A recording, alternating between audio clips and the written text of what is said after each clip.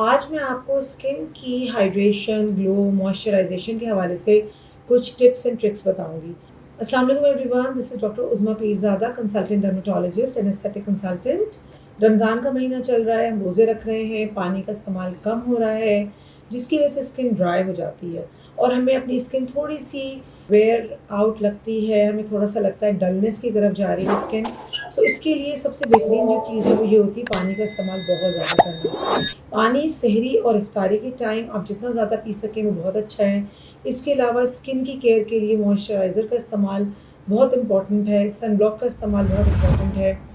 इसके अलावा हम बहुत ज़्यादा आपको ये एडवाइस करते हैं कि जब आप रोज़ा इफ्तार करें तो उस टाइम ऐसी चीज़ें इस्तेमाल करें, फ्रेश फ्रूट्स हो गए, जूसेस हो गए, जो कि आपकी स्किन को विटामिन्स दें, एंटीऑक्सीडेंट्स दें और आपकी स्किन को सॉफ्ट, सपल, हेल्दी और ग्लोइंग रखें ईद से पहले।